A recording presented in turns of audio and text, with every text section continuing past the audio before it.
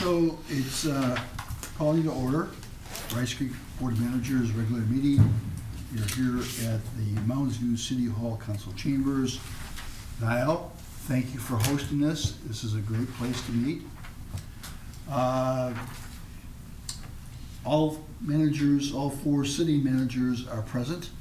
We have a vacancy to be filled, and staff is present. So with that, open mic. So I notice we have two people from Peltier Lake. A Rice Creek Watershed District resident may address the board in his or her individual capacity for up to 3 minutes on any matter not on the agenda. Speakers will be requested to come to the podium, state their names and addresses for the record. Additional comments may be solicited and accepted in writing. Generally, the Board of Managers will not take official action on items discussed at this time, but may refer the matter to staff for a future report or direct that the matter be scheduled for an upcoming meeting. Before I call you up, then, if you so desire to speak, let me just say that we have received a written communication from Laura, L-A-U-R-A, Shira, S-H-I-R-A, concerning the Flower Field and Lexington and Blaine new housing development, and a concern that it will be constructed in a way to eliminate a large number of 200-year-old oak trees, birch trees, wetlands, and lots of wildlife. So with that, if the people from Peltier wish to speak, this would be your opportunity. You'd state your name and address. Yes, sir. So I'm Mike Perrin. My address 7617 Peltier Lake Drive. Mark Fairbanks, 7625 Peltier Lake Drive. Welcome. Yeah, we're not here for any agenda items today. We're just coming into, it's a new year. We just want to see what's going on with the board. We'll be in here several times, I'm sure, during the year. And our concerns are no different than they've been last year, which is that we've got a lot of loading on the lake, and we are grateful for Rice Creek Watershed District with the things that you've helped us do to identify some of the problems.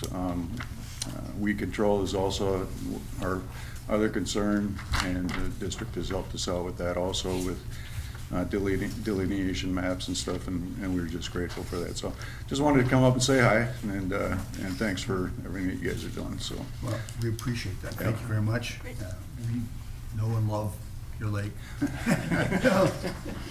Thank There you go.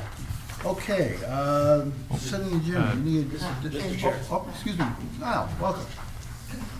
Mr. Chair, now as a city manager, I just want to come and commemorate, celebrate, and educate briefly. Commemorate and celebrate. It's been 9 years, but we are now to the point where we're going to start working on the ditch in Mounds View. I think you're going to do the historical review this year, and there may be some tree clearing that's starting, and so that is just wonderful, fabulous, fantastic. We had residents from the area where that trail goes through there, looking forward to, we'll improve the trail after that's all done, and so the project's moving. I'm here to thank you, and the council thanks you, and celebrate, commemorate, educate. Council gave staff approval to continue moving forward with the big restoration and expansion of the wetland. We've got a couple hiccups that we're going to have to deal with that may set it back a little bit. We're confident we're going to work through that, but they're full steam ahead on restoring that wetland, which will become the first wetland bank in Ramsey County, and I think in the whole metro area. So we're on the pathway. So with that, you're always welcome to come here. Yes, it's a short Well, that's trip. good. And I have no meetings today. We need a home, so thank you. We appreciate, You're always welcome. appreciate the assistance you've provided us. I'll let you get back to your business. There you go. You are our possessor. Agenda, any changes to the agenda? Staff have no adjustments. I have a motion to set the agenda. So moved. Second. All in favor, say aye. Aye. Opposed? None? Approval of minutes. Yeah, Mr. Chair, I would move approval of the January 12, 2026 workshop and January 14, 2026 regular meeting minutes. Second. Any discussion? All in favor, say aye. Aye. Opposed? None. Patrick, we're up to the consent agenda. Yes, President Bradley, Board of Managers, there are 2 applications on the consent agenda today. As President Bradley pointed out, we did receive written comment from Laura Shira. She lives just to the east of the Flower Field proposed development, she wanted to address the board, was unable to make it today, so I gave her this opportunity to provide something in writing. I know it's kind of last minute here, but just wanted you to have that. If there's any comments, I have spoken to her about our rules and regulations and how we've worked through the project. So, happy to provide her with further details the board sees fit. Thank you. President Bradley, Yes. maybe it'd be important, Patrick, the concerns that Laura has noted, Ms. Shura, are those items that our Rice Creek rules address or not? Yeah, some of the concern relates to trees. There is a hill separating the proposed development and where she lives. And she also made some comments about the size of at least one of the infiltration basins. And that is something that I kind of communicated. We don't have any sort of rule related to trees or their replacement or preservation, and that we aren't a land use authority. So, we don't drive the way that the project is designed. We're looking more towards compliance with the rules. So, if the stormwater needs to be a certain size, maybe they could shape it a different way, but that's not our avenue. Thank you. So it's really a city issue. Potentially, or a non-issue, but understand her concern, if this is what she's looked out behind her home for a long time and it's going to change. So, kind of lost my track where we are. Okay, so have we had a motion yet then to approve? If not, Nope. There were no questions of Patrick? I mean, you need a motion to open the floor for dialogue, correct? No, this is, we have not approved the consent agenda yet, have we? No.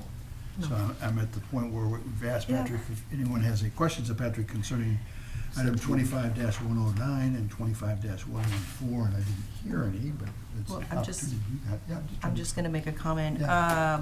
The city of Blaine is aware on both of these. These have both been previewed at city council workshops. We are aware of concerns of some of the residents near the Flower Field project in particular, just because the residents' concerns here, it is really heavy wetlands, and it is hard. Anything that's left to be built out in the city of Blaine, or really most communities, is going to be difficult. Because it's going to be in an established, area that's probably heavy wetland, heavy trees, all that good stuff. The city of Blaine does have a tree policy as far as replacement. I'm happy to take some of this feedback back to our staff as well, because this hasn't even gotten to council in a formal approval process yet. This is coming to our planning commission, I think, sometime in February. So I'm happy to share some of these comments if she doesn't share them there as well. But I think this is very good feedback. And to your point, I think it is jarring too, when you're accustomed to looking at, 100+ acres of beautiful nature, and someone decides to sell it, which is their right to do. So I appreciate the feedback, and I also appreciate that you mentioning, it is kind of a city thing. Happy to share some of these concerns with the city as well.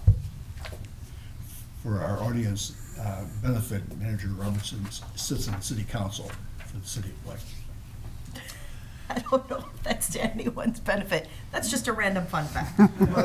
Just a random fun fact. I was just trying to advise. Sure. Whatever. Sure. Nothing by it. Got it. Clearly. All right, we're back to whether or not there are any questions of Patrick about our two items. And if not, can we have a motion, please? If not, I will make a motion. Go ahead, Don. Mr. President, I'll move to approve the consent agenda as outlined in the above table of contents in accordance with the Rice Creek Watershed District's engineering finding recommendations dated January 20th, 2026, and those application numbers would be 25-109 and 25-114. And I'll second that. Any discussion? Hearing none, all in favor say aye. Aye. Opposed, none. Take us items requiring board action. First up, I guess, is the Rice Creek Board of Elections. Administrator Tomzik, I see you provided us with a parliamentary refresher on page 26, which provides for different ways in which we can try to get this accomplished. Yes. Which is, if we have a slate, as we have in the last year, for example, I would move a slate of the current officers. Myself, Mike Bradley, as president. Marcy Wynett, currently treasurer, as treasurer. John Waller has served admirably as first vice president. Manager Robertson, you would remain as secretary until we fill our vacancy, which we would probably move at that time to change that. And that's my motion. Is there a second? I'd second that. Any discussion? All in favor say aye. Aye. Any opposed? None. Thank you. Thank you. Those who've been, know, well, this is whom I intended last year on this. So, thank you for putting up with me one more year. Oh my gosh, the language change is intended now, eh? Well- It sounds like there's a little hesitation. We never know what we know until it's over, When right? you were campaigning earlier, there was no hesitation. There is no hesitation, I assure you. You ask my wife. So, let me move on then to the next item on our agenda, which is HEI Task Order 2026-004, Comprehensive Wetland Protection and Management Plans Annual Reporting. Patrick, I guess you've got that one. Yes, President Bradley, Board of Managers. This relates to annual reporting for the Wetland Conservation Act, and as further amended by the Comprehensive Wetland Protection and Management Plan areas that the district has. This is something that we need to report on every year to Bowser about the activities that are occurring in those areas and what we've approved. This is something that we've done every year since these were implemented in 2013. So this is Task Order 2026-04 from Houston to assist with compiling that report, making the wonderful maps and all of that. So happy to answer any questions on it. Any questions of either Patrick or Chris? Just to clarify, the 17,000 has been included in the budget. Yes. Yes. So I'd be prepared to make a motion. Please. Okay, I move to authorize the board president to execute the HEI Task Order 2026-04 to prepare the 2025 Comprehensive Wetland Protection and Management Report in the amount not to exceed $17,000. I'll second that. Any discussion? Mr. President, Yes, sir. Yeah. so I've noticed over the years that when we make these wetland reports, that's a nice thing to do.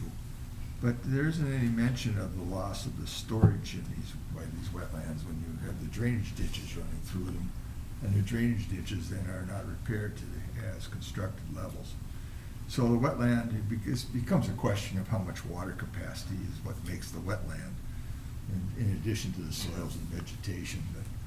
So in the district itself, when we have these, since we plan on huge storms, and loses our storage capacity by the maintenance of these wetlands above what the drainage capacity could be if they were original. Now, I realize there's other issues involved here with the legislature, but it seems to me in a report sometime like this, and that includes the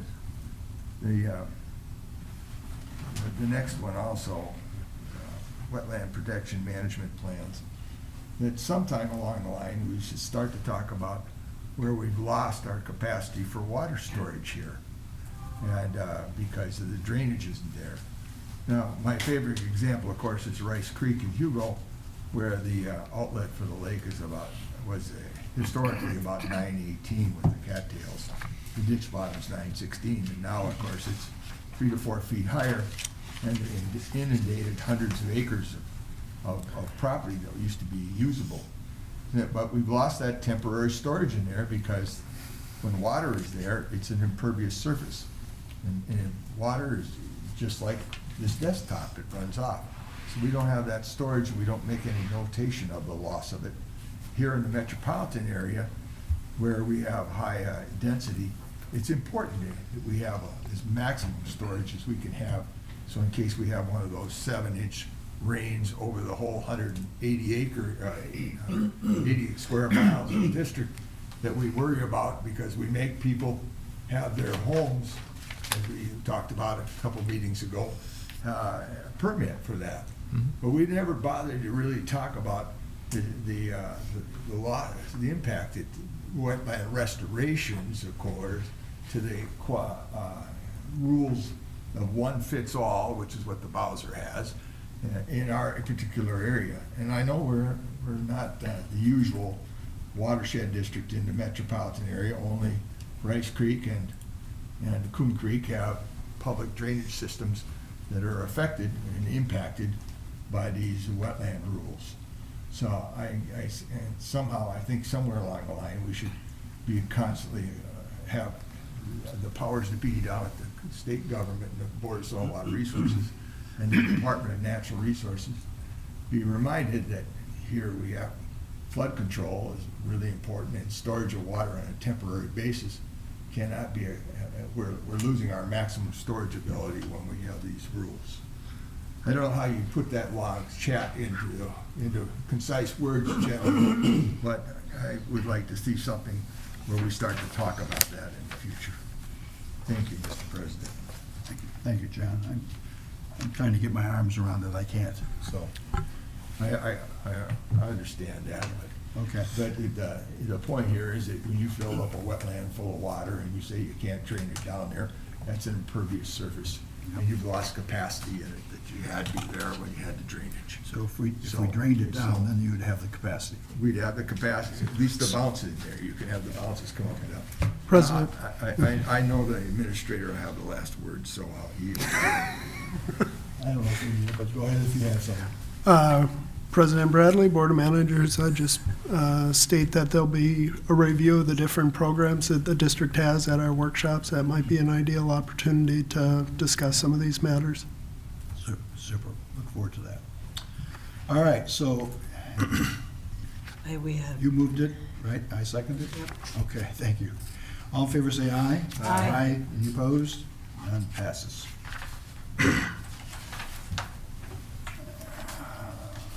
HCI Task Order 2026-005, Hanson Park, Iron Enhanced Sand Filter Rehabilitation Town. Oh, did I miss one? No, you didn't. Okay. All right, Tom. Yes, thank you, Mr. President. Board of Managers, for your consideration is a task order from Houston to evaluate the current functional condition of the Hanson Park Iron Hand Sand Filter.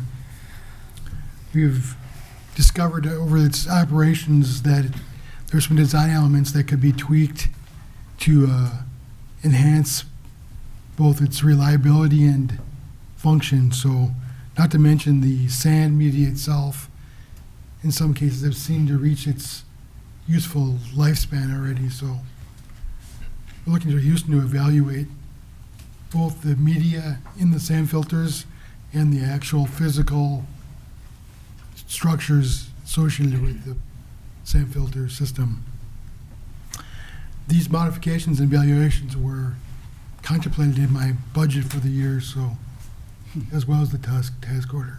All right. Any questions of either Pam or Chris? Chris has. Mr. President, Chris. yeah, I just want to note one thing on here too, that the important part of our evaluation is going to be looking at operations and maintenance. And, you know, we do have an operations and maintenance plan that was developed with the project, but as operations occur, it needs to evolve, and that's really with any operations and maintenance plan. That's one important thing we'll be doing, is updating that plan to fit what we're seeing on the landscape and how things actually have been working out there, and try to fit the operations to jive with what we're seeing and try to improve it into the future. Or you could say how it has not been working. Well, both. Yeah. There are things that have been working very well, and then there are things that have not been working well. Okay. Mr. Chair, Yes, sir. so this is a plan, or this is actually the rehabilitation? Once you find out. Mr. President, Manager Wine, it's actually the study of potential changes that could be made to accomplish the plan. Or it's not the actual work at this point, it's simply the study. Do you anticipate that the work is done by Rice Creek staff, or this is a digging and reconstructing and? Yes, Manager Wine, Board of Managers, it would be the work that's, at least that I've envisioned, to make the changes would be a contractor level work. So, Mr. Chair, Yes. we've had a number of discussions about these iron enhanced sand filters, and I understand that staff has been meeting with other watersheds and other units of government that have these facilities. Does That's that correct. Does that continue, and are we learning as we go here about how these things work? President Bradley, Yes. I might, yep. Manager Wynant, Board of Managers, yes, the district had several meetings in regards to these. Some facilitation by Freshwater and all the groups coming together, different people have them. All entities that have these have different perspectives, and they're designed for the site. So we continue to meet, and notably, this iron enhanced sand filter specifically at Hanson Park was one that was developed under some grant dollars. It was one of its first of its kind, if you will, on the landscape. And what we know today, as usual, is different than what we knew at the time of design and construction. So yes, there is some lessons learned. I think the important point here for the board as well as the public is the facility works. It removes dissolved phosphorus from the water column.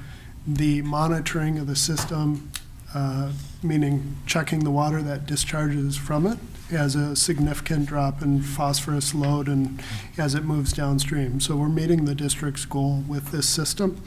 We want it to function at maximum capacity, and we want to implement those lessons learned into the system. And some of it is just what will be regular maintenance. The media does have to be replaced. It's like your furnace filter. We need to check it and change it out once in a while. So, Mr. I was going to say, this is an important facility, especially as we move forward with the Jones Lake project. So expediting this and getting this to function is very important. Administrator Tomczyk, if I'm correct, we received grant money for this that requires a 25-year commitment to maintenance. That's correct. Yep. So this, as far as I'm concerned, this is part of good maintenance, and it was Freshwater has been doing all the studies on this sort of thing. I'm sure that they have studies available to you that you'd be able to consider as we go forward. So this is a good deal.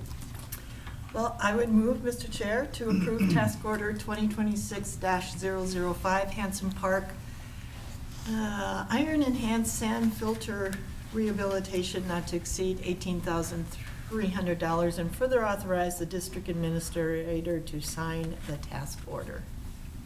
I'll second that. Any discussion? Mr. President, Yes, John. I realize that there is a 25-year commitment to these, and that the district has a responsibility, and so I'm not going to vote against this. But I also want to point out that, as the administrator has said in the past, as he said today, that they work really well, but he used to add that caveat in there, when they work.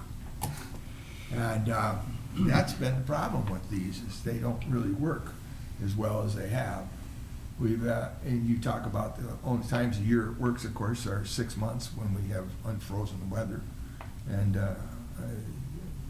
then they don't function real well at times. And we've had a lot of problems because this is the first one, and it's every new, and each one of the three we have are different, different boxes, different electrical things, but all three of them have had immense problems. So when we spend $18,000, we have to remember, we are obligated to do that. There's no ifs, ands, and buts about it. We have to, 25 years, have to keep it up. And but I'd certainly like to, this study of 18,000, find some standard operating procedures that are going to help us eliminate this constant loss of the use of these facilities during the year. I think one summer we had none of it. It didn't work at all on all three of them. So that's enough out of me now. Okay. Yeah, we've had problems. I hope this will solve it. President Bradley, Yes. if I might, notably, we have had issues with these systems. I do note that they are district facilities addressing the district's goals. And so, as you'll see later by Mr. Schmidt, in regards to the facilities report, you will have ongoing, it's like owning a car. You gotta change oil and you're gonna have accidents or issues that need to be addressed as you move through it. And with our goals, we will have costs that are public costs that need to be covered to accomplish those goals. So we work to moderate those and have them as stable as possible as we move through, and certainly as efficient, effective, and reliable as possible. Any further comments or questions? I have a quick question. By changing oil, what do you mean by changing the medium? Maintenance, President Bradley, maintenance of the facility. So whether it be a pump that needs to be periodically rebuilt from the volume of use, or whether it's the sand media, there are maintenance features to this, similar to our public drainage systems. The sediment collects, we got to get in there, we have to dredge it out. There will be ongoing costs for the public for us to provide these landmarks and solutions to the problems they'd like us to address. Any further questions or comments? If not, all in favor say aye. Aye. Opposed? Passes 4-0. Takes us up to item 4, HEI Task Order 2026-02, GIS and Ditch Records Maintenance Drainage DB Annual Subscription in 2026-003, MS4 Front Annual Subscription Implementation Services. Nick's got your name next to it. Yes, President Bradley, Board of Managers, these two task orders we see annually. These are foundational tools in the district as it moves through its work. The task order 2602 for $23,000. That's our subscription. It's the software, if you will, and the license by which we're allowed to have the drainage DB, drainage database where all our records are kept. So we have that software cost of $4,000. And then within that also the GIS and the records maintenance. So if issues come up or things that we're asking the software to do, we can engage with Houston Engineering to find solutions and put those into practice. So that's the first one, and I did make separate proposed motions at the bottom of page 43. The questions of Nick. Mr. President, just for clarity, Nick, to be certain, this is a software solution that's provided by the engineering firm, isn't it? That is correct. Okay. They are, And so, yep. and then, just in case somewhere in the line of the engineers leave the district, what provisions do we have to make sure that those records are kept in the district so that we have them for the future and we haven't lost them? Our experience in the past when we switched to engineering firms many years ago now, I know, but you know, we came back years later on projects and realized that the bids made by that engineering firm, were based on, their low cost was on work that we'd already paid for, actually. And we didn't have access to that, to pass on to our current engineering firm. So Yeah. I just want you to review what safeguards we have in there for this. Yeah. I think we've had this discussion before. Mr. Otternes, would you care to comment? Sure. So, yeah, the documents are stored in the cloud within our system. Our system accesses that. If you choose to go away from Drainage DB at any time, those documents simply are downloaded then, and you'll have them access to that. They can be put onto a hard drive, what have you, and they're available for you that way. It's always been our policy since we've been working with you that there's going to be no cost for firing us We certainly don't want you to fire us, but we're not going to charge you to get at the information that you, that we keep for you if you choose to fire us, so. Well, Mr. President, the reason I ask is because there's an annual cost to this every year, you know? And so, you know, it's not a one-time shot deal. Yeah. So I just want to mention that, and yes, I have brought this up in the past, correct, Mr. President? I'm not criticizing it at all. And I'm not, I'm not complaining about that, I'm Okay. admitting Chris. my guilt. So, President. that's why I'm, you know, I mean, this is, to me, drainage records, as you all know, are really important to me. And so, that's why Yes. I make this point. Thank you. President Bradley. If I could, I think it's important to note that I'm quite certain there's other entities that have the software that are not utilizing Houston Engineering as their engineer. They simply want the software element to manage what they have.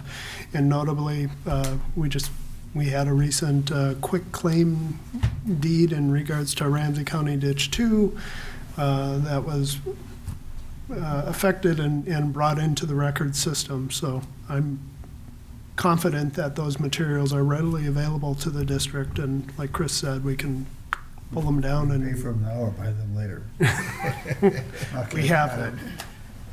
Mr. President, one more thing, just to clarify too, that these task orders, only a smaller portion of these task orders is for the software or the subscription for the software. The majority of this is actually our time that we're putting into manage your data and other means. Like for the first one, it's managing all of your GIS data. Every time we get new layers that are developed by Met Council, we're bringing them in, downloading them, uploading them to the various services. We're also, again, managing your drainage records as you get them. We upload them to the service. We catalog the records for you. There's, it's all essentially time and materials for that work. So President Bradley, that is in line with the first motion on page 43. Okay. So I will move to approve HEI task order 2026-002 in an amount not to exceed $23,000 and authorize the district administrator to sign. And is there a second? Second. Any discussion? All in favor say aye. Aye. Opposed? None. Similarly, I will move approval of HEI task order 2026-003, amount not to exceed $22,000, and authorize the district administrator to sign. Is there a second? Second. Is there any discussion? All in favor say aye. Aye. Opposed? That passes too.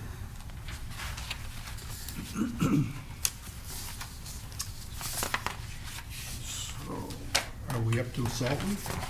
We are. It looks like. Kendra, I see you in the audience. Would you care to step forward? Talk to us about Winter Salt Week proclamation. Yeah, good morning, Board of Managers. I have for you a Winter Salt Week proclamation for 2026. It is currently Winter Salt Week. It's this big initiative that everyone participates in. There's webinars and all these resources that people share throughout the week. And yeah, it's a really good public awareness campaign, educational campaign, and this is sort of our public statement that Rice Creek Watershed District supports this, and also we share the information and advertise it as well. Is there something, there is a motion on page 54. And there's the proclamation on the next page. On the proclamation, next page. You might need to proclaim it. Well, why don't you go ahead and do that for me? Well, I would move to adopt Winter Salt Week 2026 proclamation. And Mr. Chair, would you like to read the proclamation? Well, a lot of whereases. Whereas basically the Rice Creek District is committed to promoting winter maintenance strategies that ensure public safety while protecting the health of our freshwater resources and further generations. And now therefore, the Rice Creek Watershed District proclaims January 26th through 30th, 2026, as Winter Salt Week, and urges all residents, businesses, and state departments to take part in activities and initiatives that promote the responsible use of de-icing salt, and encourage the adoption of winter maintenance strategies which maintain safety while reducing environmental harm.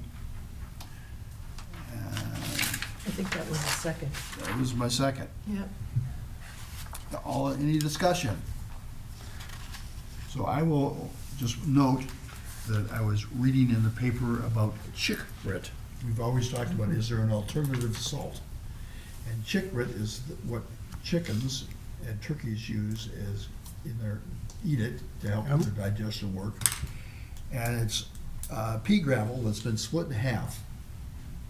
And I have very slippery stairs into my house, and I've been using chick grit, big, huge bag for $10, and it doesn't dissolve.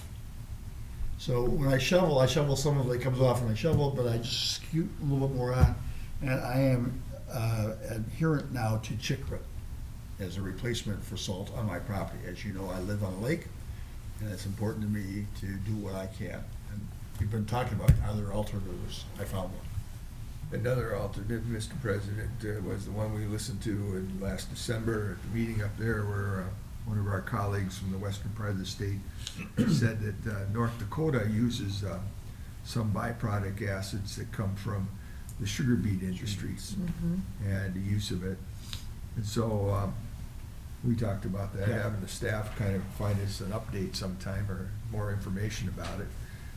They said it was a little more expensive than salt, but the state of North Dakota uses it. I realize they don't have the population we do, but they use it on their roads. There are alternatives. Yes, they're hopefully growing.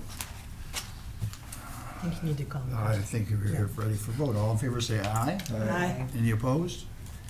Obviously, no one will be opposed to that. So there we go. Check register.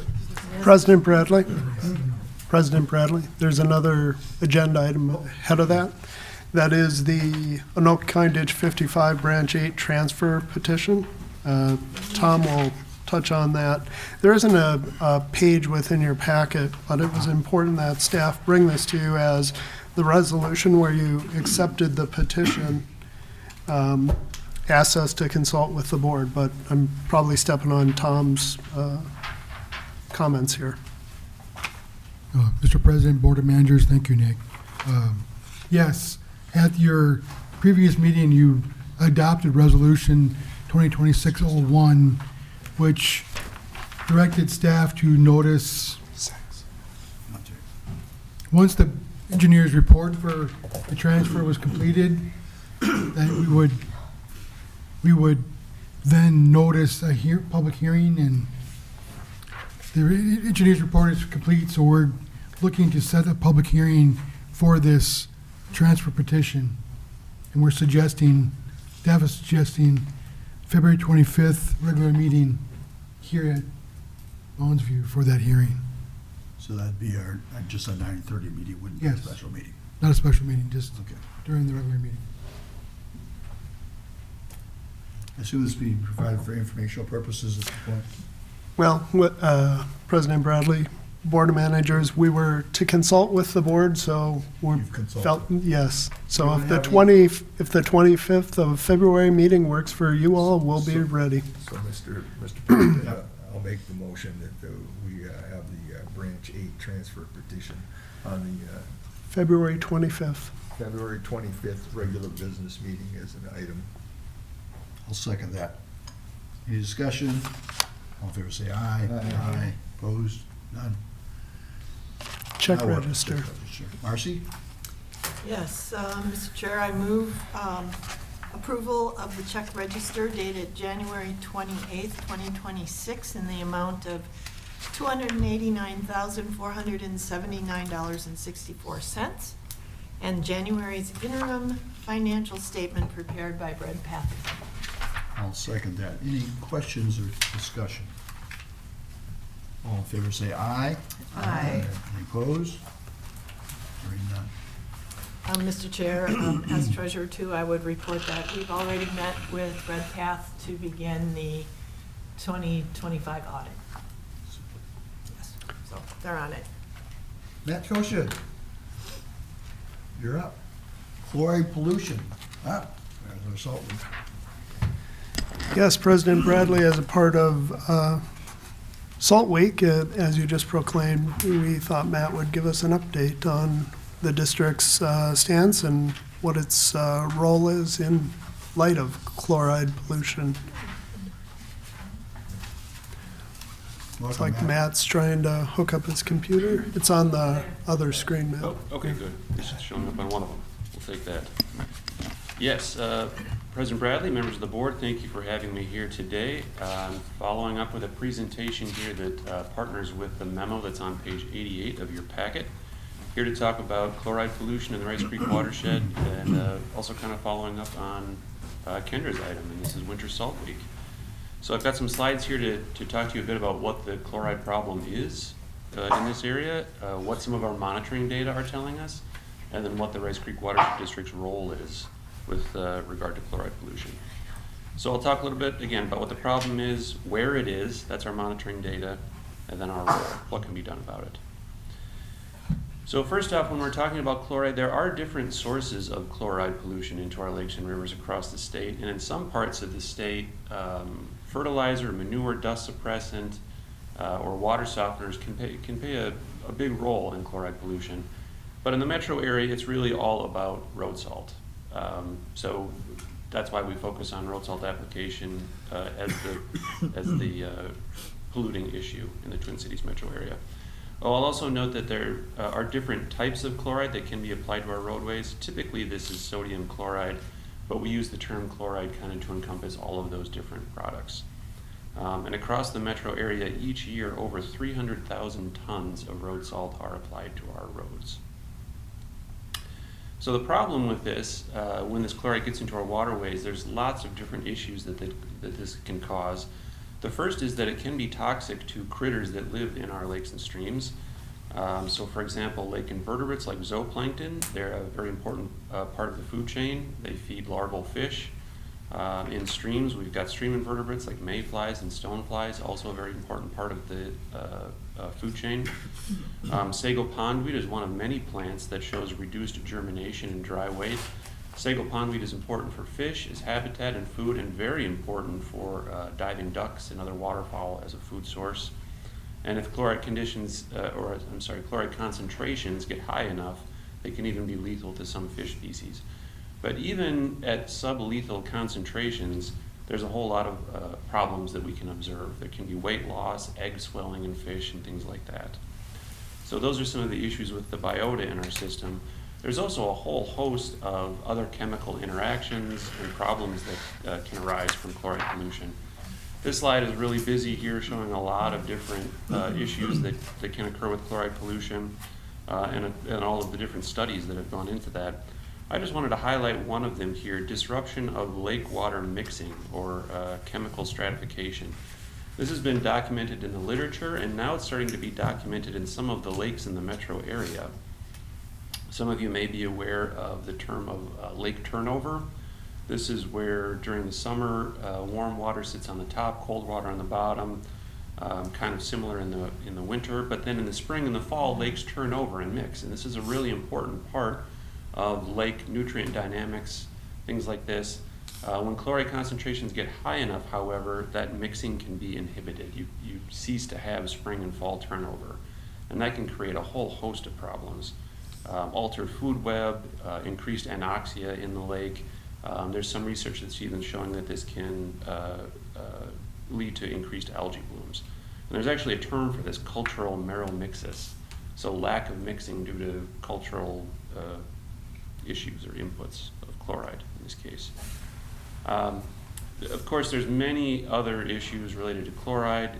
Groundwater pollution is a big one of them. 75% of Minnesotans rely on groundwater for drinking, and many of the wells in the metro area now are starting to show chloride concentrations that are exceeding water quality standards. So it's a surface water issue, but of course as that chloride seeps down into our groundwater, it becomes an issue there as well.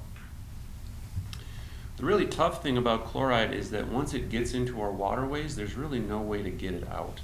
So it doesn't take a whole lot of salt to pollute our waterways, and then once it's in there, our typical stormwater treatment devices like ponds, rain gardens, things like that, they do not filter out chloride.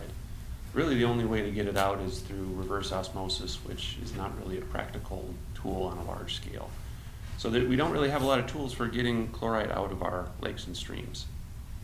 So where is it a problem? Unsurprisingly, because it's mostly a road salt issue, that part of the state where we have the most roads, that is the Twin Cities metro area, is where we see this as the biggest problem. So here we're looking at a map of impaired lakes and streams. Those are all the different colored dots and squiggly lines are streams.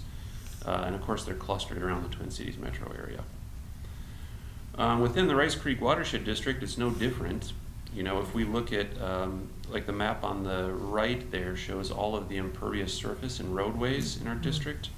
So obviously as we get down closer to St. Paul, Minneapolis, there's more roads and parking lots and things like that, versus Columbus and Forest Lake, far more open land. So in our monitoring program now at Rice Creek, we have a monitoring program. We do collect samples for chloride. Here's some pictures of us collecting chloride samples in Rice Creek in Fridley. We do that at all times of the year, but focus on the winter months because that's when most of the road salt's being applied. And those data tell us, unsurprisingly, that we have higher chloride concentrations in our streams where there is more higher roadways. So these dots here on the map indicate different monitoring locations, and the size of the dot indicates the concentration of chloride. So smaller dots mean less chloride, larger dots mean more chloride. So again, unsurprisingly, we see more chloride in those areas where we have more roadways, parking lots, things like that. Excuse me, Matt, the two larger dots, where Yes. is that monitoring station? Is that Long Lake? These are stream sites. Oh, stream sites? One of them is Ramsey County Ditch 2 near Hanson Park. I believe the other one is Johanna Creek, just upstream of Long Lake. So south of 694. Right near the interchange of 694 and 35W. Yeah. Yes, Okay, thank you. yes. Thank you for the question. What we have here is some monitoring data at that monitoring site. I showed you pictures earlier. This is Rice Creek near Highway 65 in Fridley. This is chloride concentration data going back to 2008. And we're seeing some increases in recent years. But what I want to draw attention to first is the state standard. That's that red horizontal line going across there. We should be seeing chloride concentrations below that line. And in recent years, we've been seeing more and more dots above that line, unfortunately. But what I wanted to draw your attention to were a couple of those that were circled there. There's a couple of other dots, on the left-hand side that are above the line. That's March from 2014. And then we see some other samples from March of 2024. But then we see a couple of samples from August and September of, 2023. This is concerning to me because there's no chloride being applied to our roadways at that time of year, and yet we're seeing high concentrations. So what that is telling me is that this is shallow groundwater pollution that's showing up in our monitoring data. So as road salt makes its way down into the shallow groundwater that moves laterally towards our stream systems, we can still have high chloride concentrations even later in the summer months because of pollution from previous years. So that's a real problem. So now switching from streams to lakes, again, no surprise here that the area where we see the problems are the southwestern part of the district where we have more roadways, more impervious surface. What we're looking at here is a map of lakes that are considered impaired or exceeding state standards for chloride. So right now we have Little Lake Johanna, Long Lake, Pike Lake, Silver Lake, and Valentine Lake, all designated as impaired for chloride. Just to zoom in here to show you where those lakes are now, all exceeding state standards. Johanna looks a little bit different there because that was a recent addition, so I just had to color that into the map.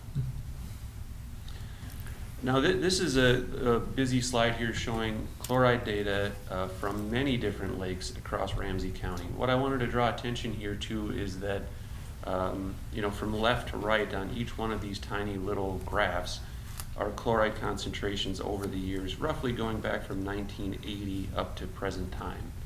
What we see in all of our lakes is an increasing concentration. So we see this everywhere. It's chloride pollution is not just focused on one or two lakes. We're seeing generally increasing trends across the board in our Ramsey County lakes. So Matt, if you go back there, Yes, sir.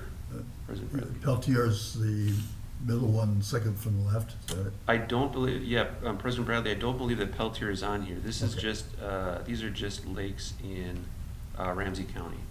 Okay. We do have data for Peltier Lake. I don't believe I have a slide on it, but we do have chloride concentrations for Peltier Lake also. Peltier Lake is not compared at this time, neither is Centerville. Okay, thank you. Yep, you're welcome. I'll draw attention here just to a couple of lakes to illustrate my point that chloride concentrations are really going up everywhere. Blue dots there, or blue triangles, is Lake Johanna. The green dots, White Bear Lake. So, and again, that horizontal line is the state standard for chloride. What we're seeing in Lake Johanna is a pretty dramatic increase from the late 80s up until present day. But even White Bear Lake, which receives far less chloride pollution, and of course it's a far bigger lake, and so there's more dilution effect happening there, there's an increasing trend. It is going up. So again, it's going up across the board. It's going up in some lakes faster than others. Why is it going up faster in Johanna than White Bear Lake? When we think about the Lake Johanna watershed, this includes the Rosedale Mall and the Rosedale area, lots and lots of impervious surface, lots and lots of road salt applied there. So what can we do about this? Some of these have already been talked about. President Bradley, you mentioned chicken grit. So on a small scale, like parking lots, driveways, sidewalks, switching to traction like sand and chicken grit is a great way to decrease our use of chloride. Even though where chloride needs to be used, there are ways that we can improve our efficiency. There's smart salting training that I'll mention again in the future here. There are other products out there. Board member Manager Waller mentioned beet juice, and there are other products like that can be used.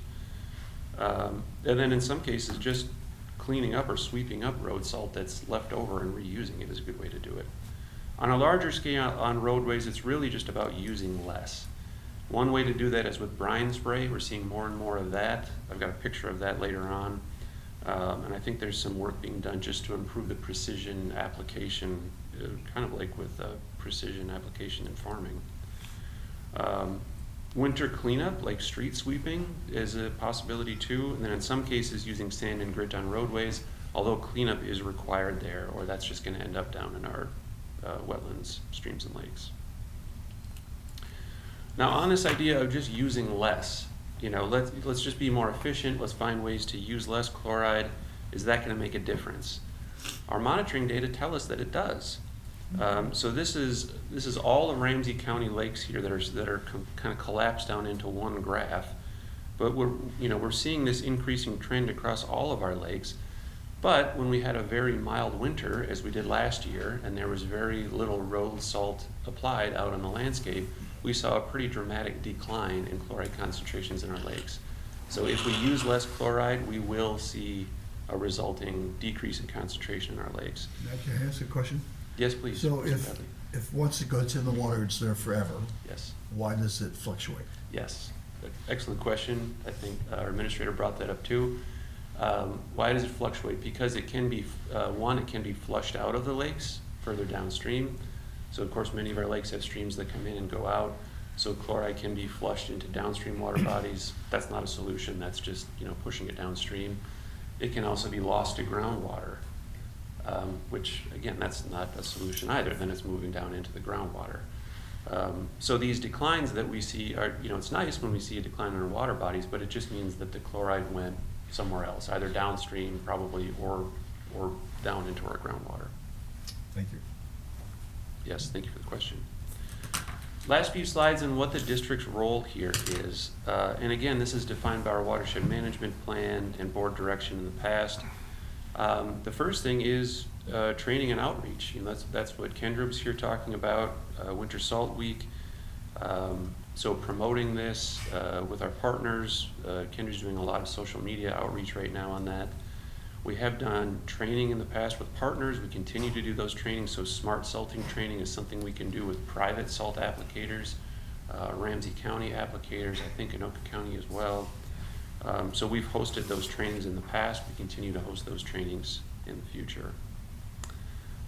Continuing to monitor and doing this sharing. So I've given this, the presentation that you're seeing right now, I've given this form of it in one way or another probably half a dozen times already.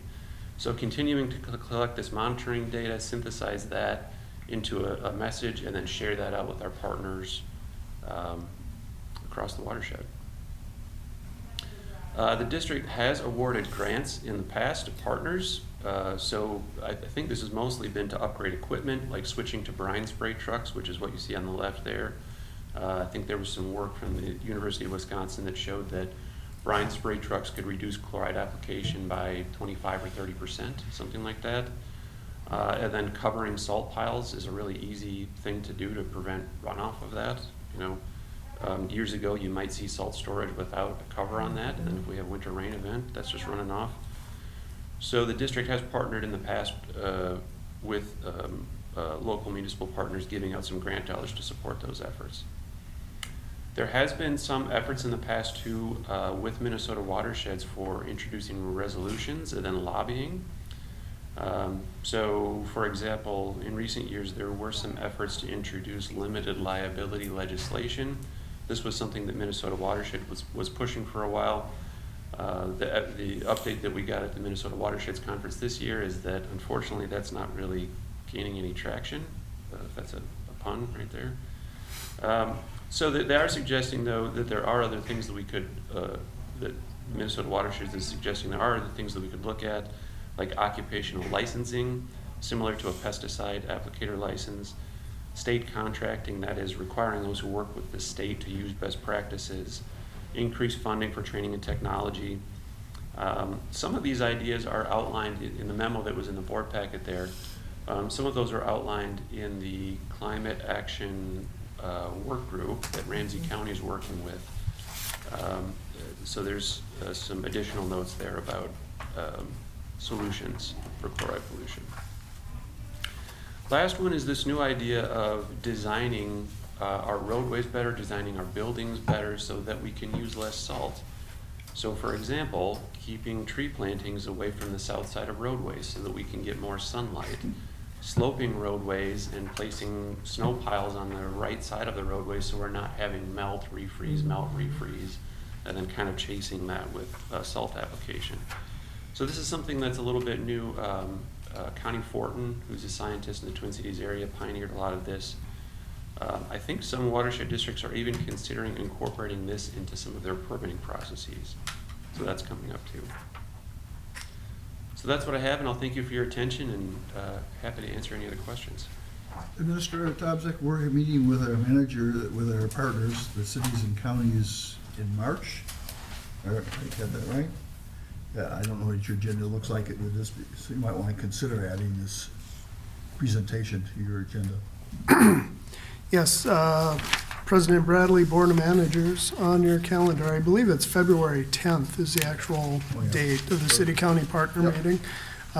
Duly noted, we can look to update there or otherwise in the agenda to include this. That'd be great. Thank you. Mr. Chair, I would just highlight too the Ramsey County Climate Action Work Group that I attend, and David also attends those as he can. Matt did give this presentation to them, which are the local elected officials within Ramsey County, and they are very pleased that Ramsey County watershed districts are also joining in on that conversation. Jessica Wilson, who is referenced in the attachment, is also, she works for the city of Edina, and she's also on the Clean Water Council. So this just illustrates that this is gaining some traction, and more and more people are interested in trying to figure out how to reduce salt use. I just talked to the city manager this morning. In Mounds View here, the salt that they use has a blue tint to it, so they can see where salt has been applied, and for not only the drivers, but also for the residents, if they think, you know, just let them know that there has been some salt application. Outside my window, it's the turquoise blue of the ocean, which is a little disconcerting, but maybe not so much blue dye to it would be a good idea. But, you know, you can only control so many things. So thanks to Matt and David for attending those online discussions with the Ramsey County folks. John, did you have a comment? Mr. President, thank you. I have a question. Matthew, is there a Martin Lake up there in Columbus, or a name, a small lake that starts named Martin or close to it? My memory's not so good sometimes. You know? Yeah, President Bradley, Manager Walder, there is, not in our watershed, but in a neighboring watershed, yes. Okay. In Martin. Was it in our watershed before we redid the boundaries, or? No, I know Matter. Martin Lake is well, I'll have to look at my book again, but there was a lake that was mentioned in the original watershed plan that had a salt impact on it. It was, I thought it was in Anoka County. And yeah, I'm just curious, I'll have to go dig it out to see what the condition of it is today when it was mentioned some 50 years ago. I don't remember any stats on it at the time, but you know, the fact that the subject matter was mentioned is of curiosity to me to see just what if it exists or if it's a misprint, and two, if there's what the condition is. Yeah, Manager Waller, Martin Lake is in a neighboring watershed. I don't believe it was ever in Rice Creek. It's up in Coon Creek, but I thought it was Martin, and maybe it's, is there another one up there starts with M? Test. Yeah, I don't know. See, I just remember that what caught my attention was the fact it was mentioned as an issue, and you know, that was, so that's what I was wondering about. Any other comments or questions? President Bradley? Yes. If I could, just quickly, I think I'd like Matt to confirm, the important point I heard was, it's not whether the lake is impaired or not. Is such and such a lake on the list, and the trend is all have an increase in chloride. Yeah, President Bradley, Nick, that is true. Some of the lakes, I actually had a slide here, for example, for Clear Lake. If you're looking for another example. These are data going back to 2006-ish. I mean, here, you know, Clear Lake is not in any danger of being listed as impaired, and yet when we look over a long enough timeline, there is a slightly increasing trend. So for some lakes, I mean, this issue is kind of more dire than other lakes, but Nick, yeah, you're correct. I mean, there's an increasing trend pretty much everywhere in our lakes. Yes. President Bradley, just to go a little further, which is akin to our water quality issues across the watershed district. Some bodies of water are impaired, and others are simply, let's try and maintain the good water quality we have. And then President Bradley, Board of Managers, to the what we can do. And Marcy, you were there as well. The Minnesota Watersheds Legislative Committee met, and this was a big issue as the lobbyist for Minnesota Watersheds look to move forward. And the statement was there's fatigue on the issue of limited liability, and let's move away from that. And Matt mentioned it, I'll say the agricultural model, if you will, or I should say state pesticide applicator model. Just as a pesticide or herbicide may be impactful to our beyond what we're intending, therefore we should make note and make sure people are trained to apply the correct amount in the correct location. And that is the model that Minnesota watersheds will be moving to as far as trying to get some action. Well, Thank you. Mr. President, we are making progress because it's sometime during my early part of this term, we went down to the Bowser to ask them for some money to build a salt shed out in Columbus, and they told us we didn't do that kind of work. So we're making progress. All right, moving on, Leif. Staff, I don't think there was any action on what we've done. It is not, Okay. purely informational. So I think we're open to staff reports. Mr. Chair, Nick, are you going to talk about Jones Lake or your David update on Jones Lake? Otherwise, I'd please go mention ahead. Jones Lake Yeah. in the staff report. So a question we had when we were chatting last time was about how to manage our legislative bonding requests. And David, I think you were going to reach out to cities to see if their lobbyists could track this also. Can you give us an update on that? Or, Yeah, President Bradley, Board of Managers, Manager Wynett, as David comes up here, I'll note the governor's bonding bill. You might have seen it come out, and the big question is Rice Creek in the bonding bill? And the answer is, we don't know. That is a recommendation. We checked in with our authors of the bill. Legislature is still the one to pass the bonding bill, and so they made that point. And as usual, there's a limited amount of money, and lots of people with asks, so we're likely to have steep competition. As we've shared with you, we've met with Fisher, Housley, Kunish. We have the upcoming day at the Capitol for Minnesota Watersheds will be another opportunity, and we'll be looking to engage and invite our legislators to be present at that and engage us. As far as next steps from that, our bills remain alive. The session begins February 17th. The author states that they'll look to engage the Capital Investment Committee Chair, get us an additional hearing there. So we're in touch with those individuals, and we will update our materials as to the buckets of money and what our efforts are always fresh, if you will. And of course, here it's a regionalized benefit to the state, and that's where we're championing that point that floodwaters over the interstate are not productive for commerce or anyone for that matter. Manager Wynett, I think you asked about whether our lobby avenues, and maybe David could speak to that a little bit. and it's the tracking of the bill. Is it in there? Where's it at? When do we need to demonstrate our efforts? Yeah, so we did check with our municipal partners, maybe an update there to start, and Yeah, specifically with our municipal partners, I reached out to Craig Schlitting at the city of New Brighton first, because the project's in New Brighton, and he said that the city does not have a lobbyist with New Brighton, and they have not since he's been with the city. I also reached out to Ryan Johnson with the city of Roseville, and he hasn't responded to me on that request, so I'll follow up with him again.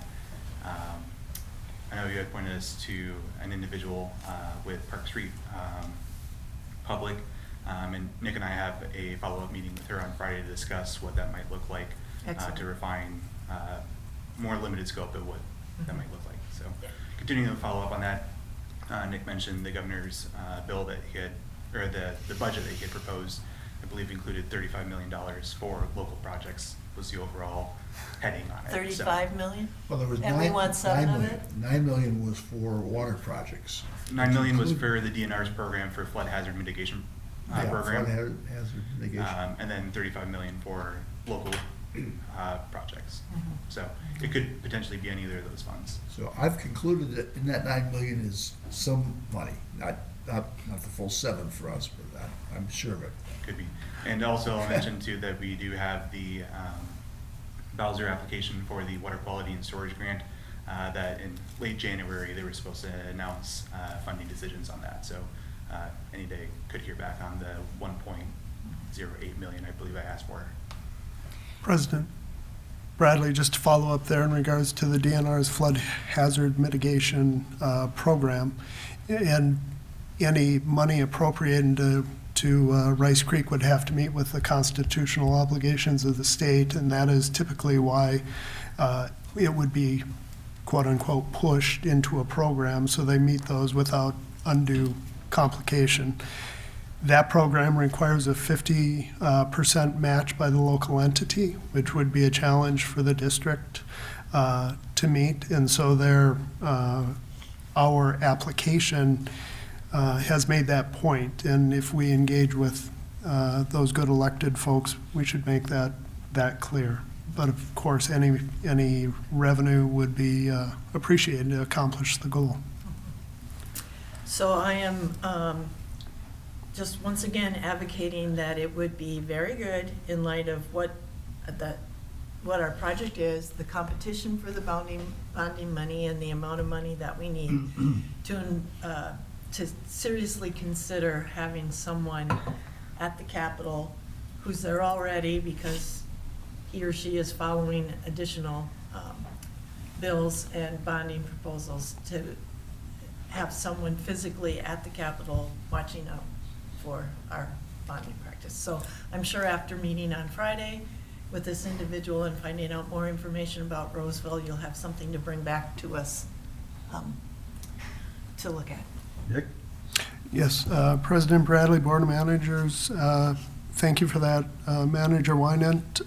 Currently, we're building our skill set, if you will, at Rice Creek. We're adding the job duties to share them between David, Kendra, and myself, and make sure we're addressing that as best possible. I think it's one of those situations, like a lot of our work, it's very fluid, and you don't know what you don't know, and that's part of the engagement with these lobbying consultants, where we might have a limited or more cost-effective support network, but we'll see what those discussions bring. Thank you. John? Thank you, Mr. President. We have more than one bill that we're interested in the legislature, the board would like to has supported, and we have support from the Watershed district managers for the issues about the wetlands up in Anoka and Washington County, which are also very important. So I hope that you work on that. As far as you're working with the cities, I'll make a comment here, David. So, you know, yeah, that's true. These cities don't have their individual lobbyists, but if you can get them to talk to their administrator, to contact, I think his name is Johnson, at least that used to be, down at the League of Cities. And they happen to be right there on the corner with the Capitol and the buildings, and across from the Senate, it's a building, office building and such. And that's an important place to talk to them about, because he is there every day, he knows things. He's a very nice fellow to chat with, and he would give you some education pointers and help. The other thing I would say is, I guess I'd like you to see in your offices here, you guys take a map of the district. We have lots of maps of the district. And have the cities' geographical limits imposed on it, so that we know who the cities are, who the administrators are by list, who the mayors are, okay? And then the next thing to impose over that layer, over that map, would be the Senate and House districts that are here. So, and put down who those chaps are.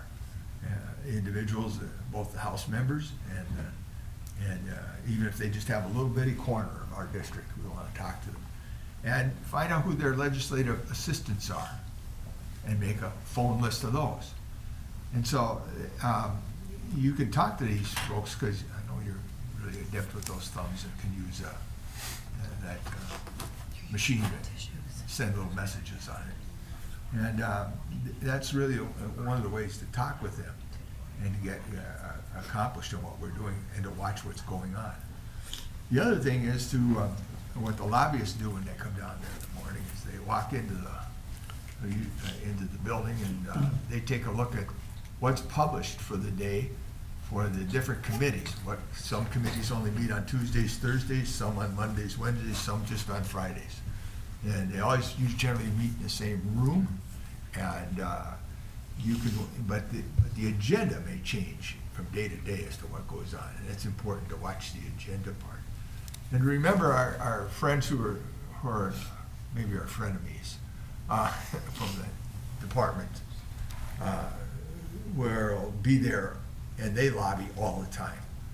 It's not just your own lobbyists, but they have assigned duties to permanent employees that come there. I've sat in the audience and watched them wave at me across the other side when it's over the years. So that's another thing. It's, there's to remember that government and the Association of Counties, they have a lobbyist down there. There's another one. We should talk to our county commissioners and our county administrators.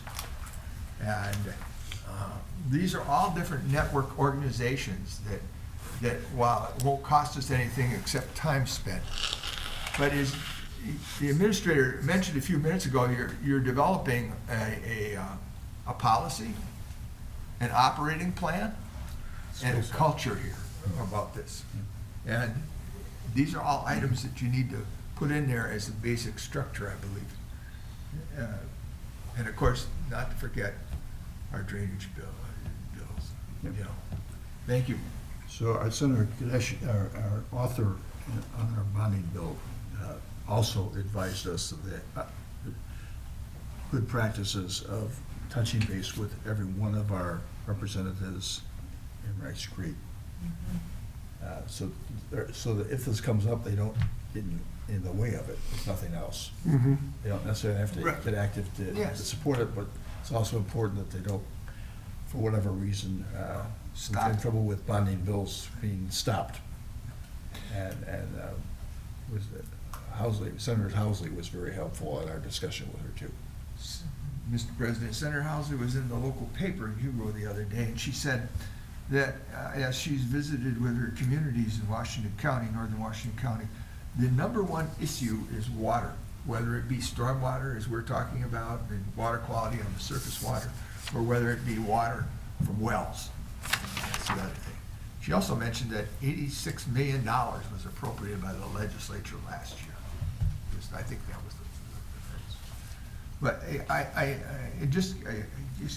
that's important for you to, and the other thing is, when you talk to these people, don't talk to them about one bill. They're on the cap, mention all three, we need help on the other two. I noticed that in looking through the reports today from the staff, that the only mention of this issue about 235, and I assume that's what it was under the administrator's notations, because he's done some things. But I didn't see him say anything about what we're doing about the drainage ditches in there.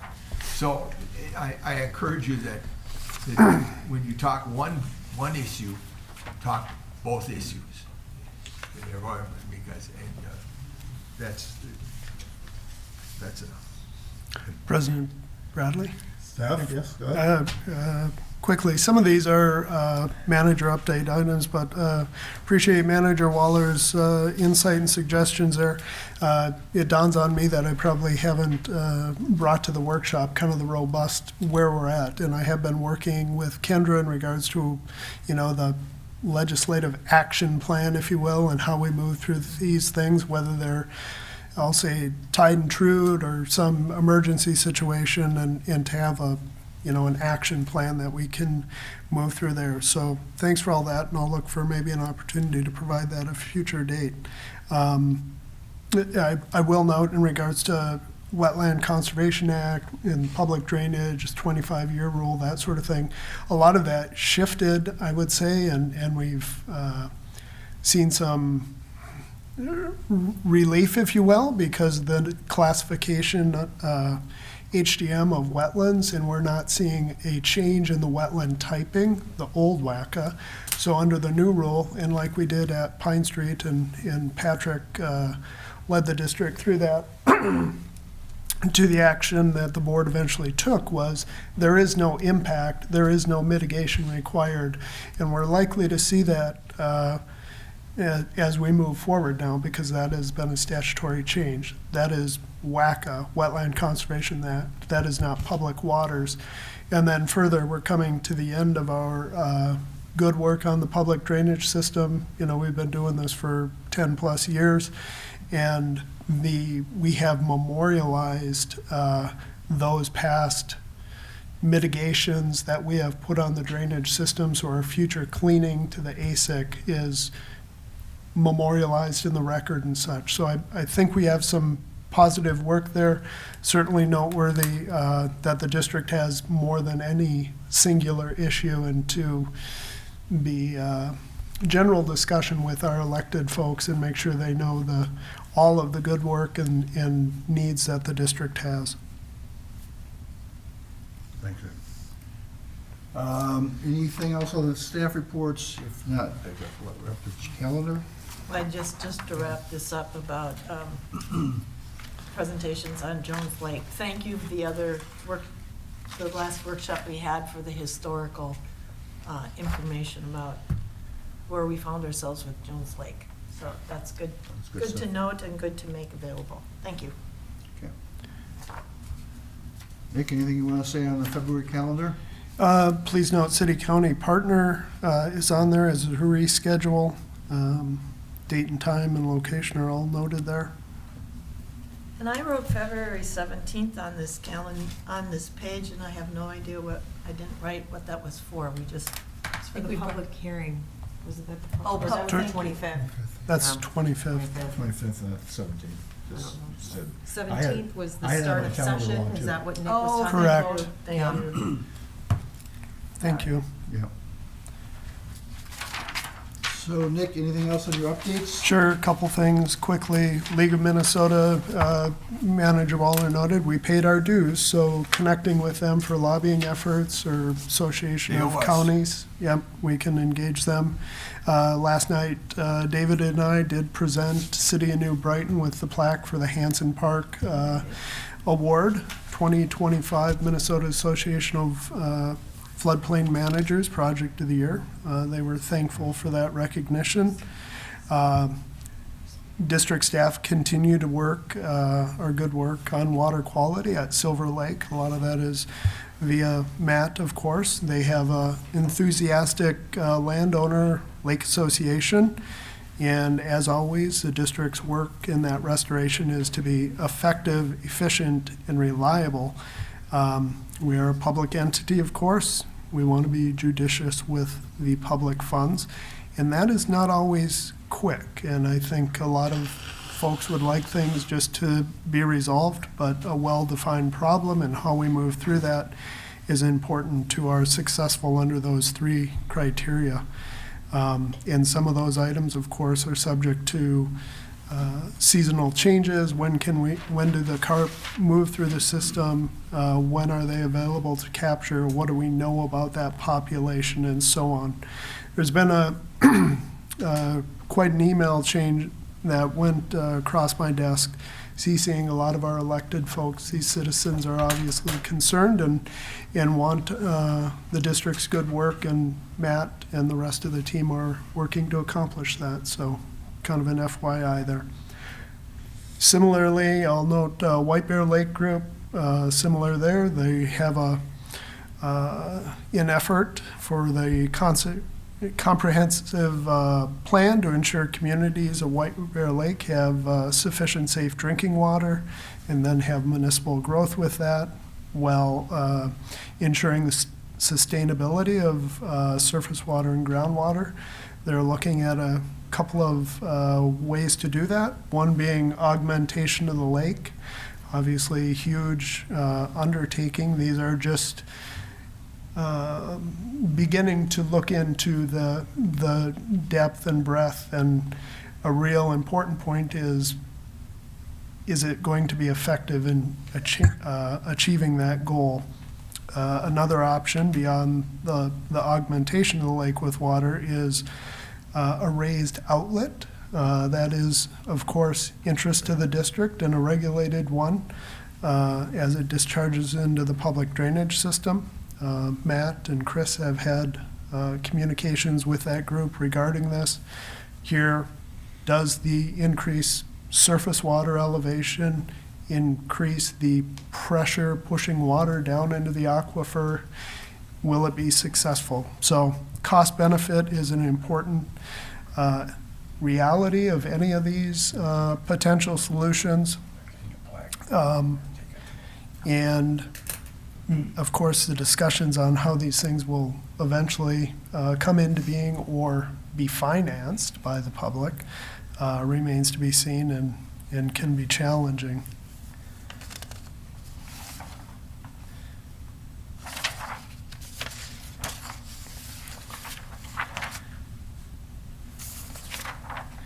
All right.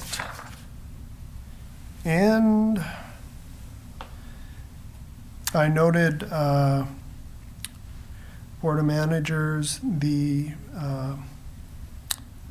open position in Oak County for appointment to our board is out. I think that had a closing date, which would likely have oath of office and coming on board in the second meeting in February. Seemed the likely one. I think they were looking to appoint on the 17th. Pretty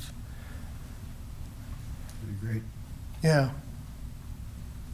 And with that, maybe you saw the communication from Minnesota Watershed. Bowser has opened up some manager training videos.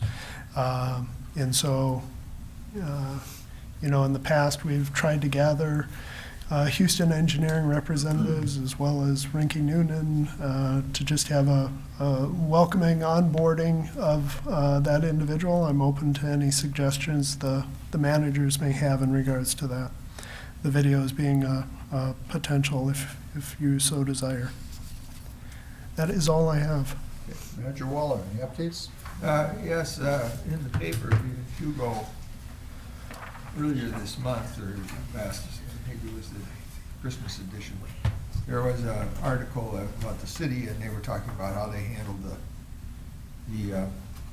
Family Leave Act issue. They mentioned that they went with a private corporation, and they felt there was less cost and better coverage. So I just asked the staff to kind of take a look, talk to those folks over in Hugo, and see what they had, just for our own use, because we were going to look back at it next year, or this year, I should say, not next year. Not much else, I guess. I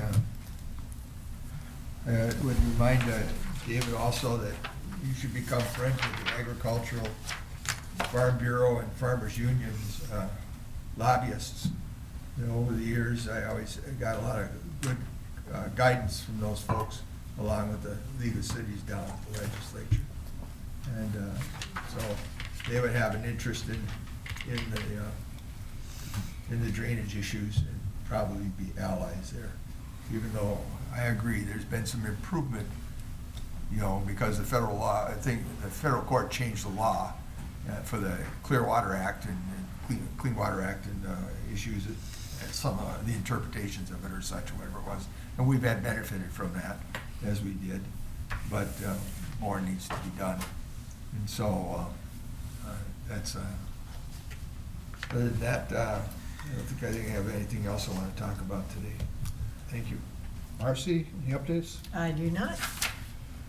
Manager Roberts? Mr. Chair, I'm happy to be over here in my quiet little happy space, so I'm good. Good, good. Well, I have nothing to add, and I'll see you in a month. Yeah. I'll move to adjourn the meeting. I'll second, Mr. Chair. All in favor say aye. Aye. Opposed? Thank you very much. And yes, I'm aware I have the fourth, the advisory.